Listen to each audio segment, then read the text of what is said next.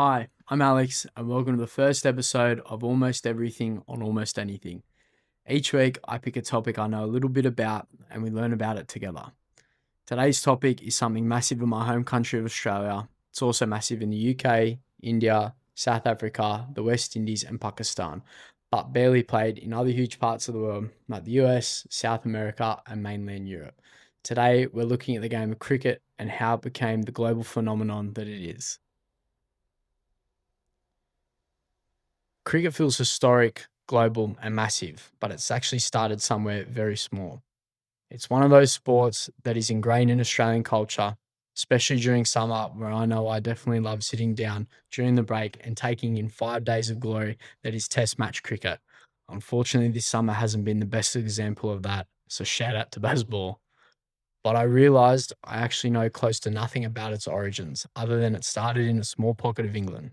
So today I wanted to break it down, find out the origins, find out how it spread, and how we ended up where we are now in the game with all its various formats.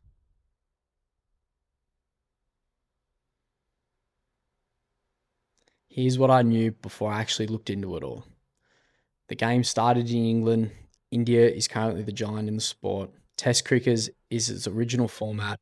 The Ashes is one of the oldest rivalries there is, and T20 is the modern and popular version that is open to all audiences. I didn't know why some countries became so obsessed with it and why others didn't, and I had no idea how the sport actually traveled around the world. So today we're going to go through that.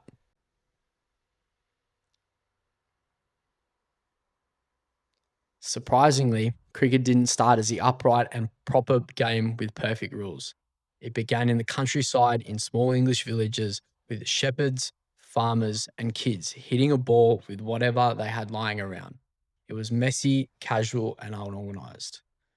Over time, the game moved into a more organized form. You got early versions of the rules though, but they were very, very loose. Different towns played the game very differently. But you then had the social class divide.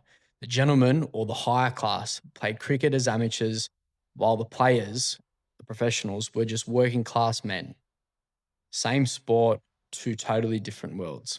Eventually, the MCC or the Marylebone Cricket Club was formed in the late 1700s, and they started putting the laws and regulations of the game into a proper structure.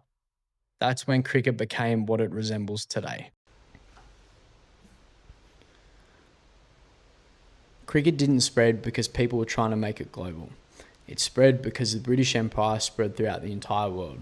Wherever the British went, like India, Australia, and the Caribbean, cricket went with them. But here's what's interesting. It was embraced in most places they went, bar one, which we'll talk about in a second. But first, let's look at some of the countries it actually did take off in. India took cricket and made it part of the country's identity. It became cultural, emotional, and almost spiritual. There's currently 1.4 billion people in India, and I think I could say that pretty much the entire country loves the sport. Australia used cricket as a way of forming its own identity separate from England. The sport here became part of national pride, and with the Ashes, it has kind of shaped us as the big brother, but just in a cricketing sense. In the Caribbean or the West Indies, cricket became a form of rebellion and expression. For decades, they were the dominant force in the world, and they were even better than the English who colonised them. Now, as I said before, the only place where the British went and it didn't take off was the United States of America.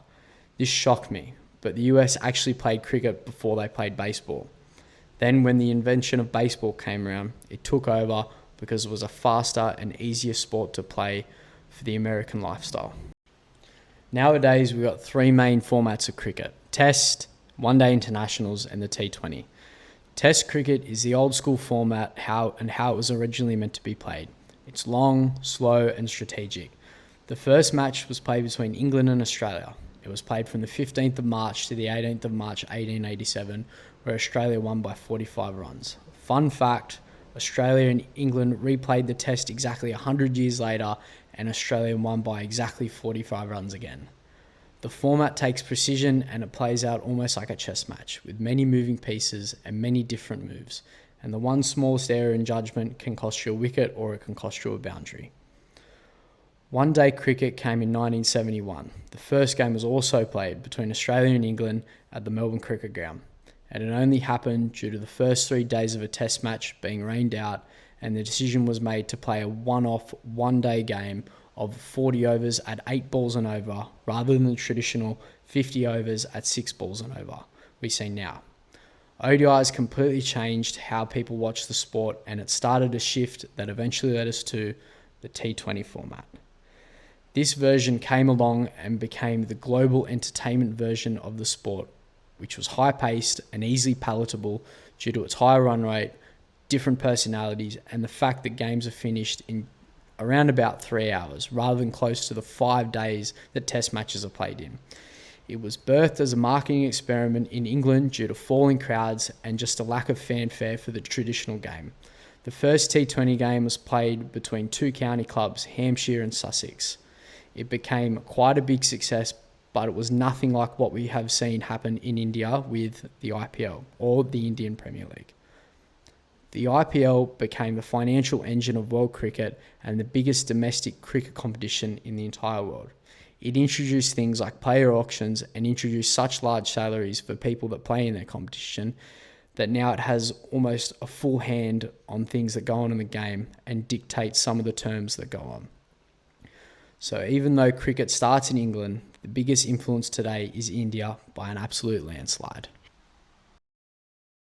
I've got a few favourite cricketers such as Steve Smith and Nathan Lyon, but there's some legends that transcend the sport, such as these 3 people. Sir Donald Bradman, who averaged 99.94 with the bat, which is the best average in the history of the game and probably won't be beaten, and if it does, it probably won't be in our lifetime. It is also one of the greatest achievements statistically in any sport, period. No one quite batted like him, and still to this day, people reference him as an anomaly. The next man may have not had the average of the Don, but his ability with the bat is something outstanding, and that is Sachin Tendulkar. He has the record for most test runs at 15,921, but also has the most test centuries of anyone at 51. The man is considered royalty in India, and his records may stand the test of time due to how different the game is played these days. And last but not least is an Australian icon, a phenomenon, and the second greatest wicket taker of all time, Shane Keith Warne. 708 wickets at an average of 25.41 bowling leg spin. How crazy is that? He was an absolute magician with the ball on the pitch, and off it he brought a larger-than-life personality that Australia and the world fell in love with. He is truly a one of one, and we probably won't ever see anything like him again. So that's how cricket went from a small village in England to a rivalry between 2 countries to a global sport that is played and watched by billions around the world. Thanks for being here today. Please like and subscribe if you enjoyed the episode, and I'll see you next week where we'll get the chance to learn about another topic.